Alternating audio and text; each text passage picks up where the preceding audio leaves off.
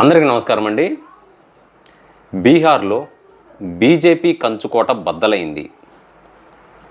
Bankipur assembly ఉప ఎన్నికల్లో జన్ స్వరాజ్ వ్యవస్థాపకుడు, ఎన్నికల వ్యూహకర్త ప్రశాంత్ కిషోర్ చరిత్ర సృష్టించారు. బీజేపీ అభ్యర్థి నీరజ్ కుమార్ సిన్హాను 19,324 ఓట్ల తేడాతో ఓడించి తన పార్టీకి ఆయన తొలి ఎన్నికల విజయాన్ని అందించాడు. బీహార్లోని 30 ఏండ్లకు పైగా కమలం పార్టీ కంచుకోటగా నిలిచిన బాంకీపూర్ అసెంబ్లీ స్థానాన్ని కైవసం చేసుకొని తన మొదటి ఎన్నికల్లోనే బీజేపీకి ఊహించని ఘోర పరాజయాన్ని ఆయన చవిచూశారన్నమాట.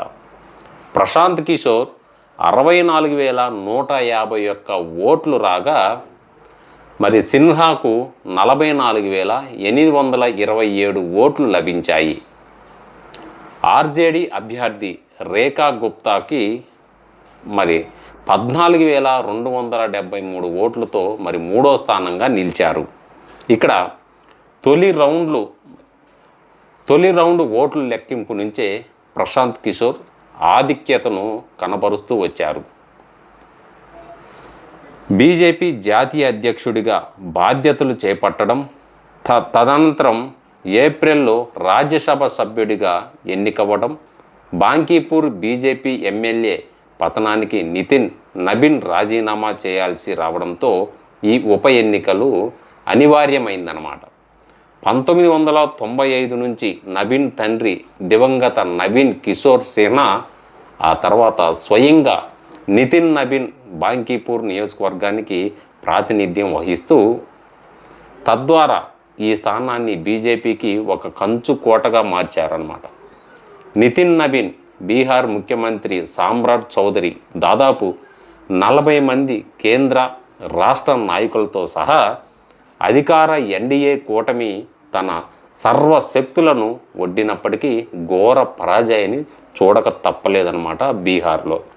అయితే ఇక్కడ బాంకీపూర్ ప్రశాంత్ కిషోర్ గెలుపు నితిన్ నబీన్తో పాటు బీహార్లో తొలి బీజేపీ ముఖ్యమంత్రి సామ్రాట్ చౌదరికి ఇది భారీ ఎదురుదెబ్బగా పరిగణించాల్సి ఉంటుంది. రాజకీయ పరిశీలకులు అభిప్రాయపడుతున్నారు. ఇక్కడ తన విజయం ఖాయమని తేలిన అనంతరం విలేకరులతో మాట్లాడిన ప్రశాంత్ కిషోర్ బాంకీపూర్ ప్రజలు తనపై ఉంచిన నమ్మకాన్ని కాపాడుకోవడమే తన మొదటి ప్రాధాన్యతని తెలిపారు. ప్రశాంత్ కిషోర్ బాంకీపూర్ అభివృద్ధి తన శాయశక్తులా కృషి చేస్తానని ఆయన తెలిపారు. రానున్న 2-3 నెలల్లోనే మార్పును మీరు చూస్తారని ఆయన అన్నారు.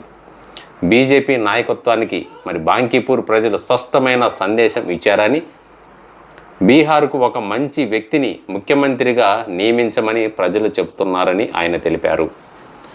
ఇక్కడ బీహార్లో 30 సంవత్సరాలుగా కంచుకోటగా 30 రోజుల్లో కూలిపోయిందని ఆయన వ్యవహరించారన్నమాట.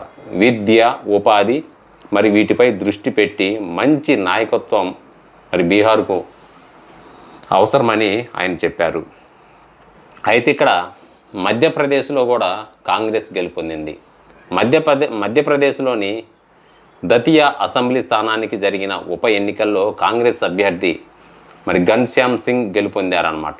బీజేపీ అభ్యర్థి అశుతోష్ తివారీని 6,016 ఓట్ల తేడాతో ఆయన ఓడించారు. బ్యాంకు మోసం వంచన కేసుల్లో Delhi court sitting Congress MLA Rajendra భారతికి శిక్ష విధించడంతో ఏప్రిల్లో ఆయన అనర్హతకు గురయ్యారన్నమాట. దీంతో దతియా అసెంబ్లీ ఉప ఎన్నికలు అనివార్యమైందన్నమాట. అయితే ఇక్కడ మనం ఒకటి గమనించుకోవాలి. ఇప్పుడు జెన్జీ ఎఫెక్ట్ ఏమన్నా కొట్టిందంటే అసెంబ్లీ ఉప ఎన్నికల్లో బీజేపీకి గట్టి ఎదురుదెబ్బ తగలడం జెన్జీ నిరసనల ప్రభావమేనని విశ్లేషకులు మాత్రం పేర్కొంటున్నారు. తాజాగా జరిగిన 3 అసెంబ్లీ బైపోల్స్లో బీజేపీ 2 చోట్ల ఓడిపోవడం, గుజరాత్లోని భారీగా మెజారిటీ తగ్గడంతో కమలం పార్టీపై యువత తీవ్ర ఆగ్రహంతో ఉన్నారని విషయం అయితే స్పష్టంగా అర్థమవుతుంది. నీట్ పేపర్ లీకేజీపై ఢిల్లీలోని జంతర్ మంతర్పై జెన్జీ పెద్ద ఎత్తున నిరసన చేపట్టిన విషయం తెలిసిందే. విద్యార్థులు ఆందోళనకు దిగి వచ్చి కేంద్ర విద్యాశాఖ మంత్రి ధర్మేంద్ర ప్రధాన్ పదవికి రాజీనామా చేయాల్సి వచ్చింది.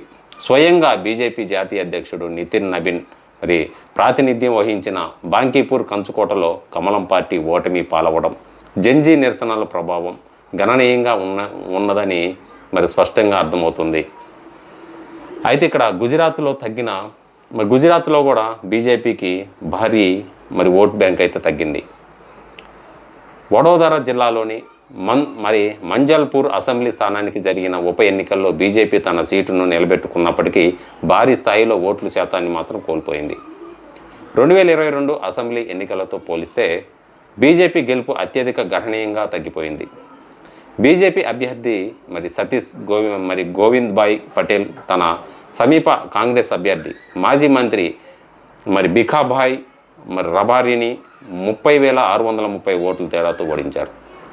2022 అసెంబ్లీ ఎన్నికల్లో ఇదే స్థానంలో బీజేపీ 1,754 ఓట్ల ఆధిక్యాన్ని సాధించి బీజేపీ సీనియర్ ఎమ్మెల్యే మాజీ మంత్రి యోగేష్ పటేల్ జూన్లో మరణించడంతో ఈ ఉప ఎన్నికల్లో అనివార్యమైందనమాట. సో ఇదండి ప్రస్తుతానికైతే జెన్జీ ప్రభావం ఉందనే దేశవ్యాప్తంగా తెలుస్తుంది. అసలు బీహార్లో కంచుకోటగా బీజేపీ ఉంటే ఆ ప్రశాంత్ కిషోర్ని గెలవటం జరిగింది. సో ఈ యొక్క వీడియోపై మీ యొక్క అభిప్రాయాన్ని కింద కామెంట్ సెక్షన్లో తెలియజేయండి. జెన్జీ ప్రభావం ఇంకా పెరుగుతుందా తగ్గుతుందా అనేది కూడా మీ యొక్క అభిప్రాయం కింద కామెంట్ సెక్షన్లో తెలియజేయండి.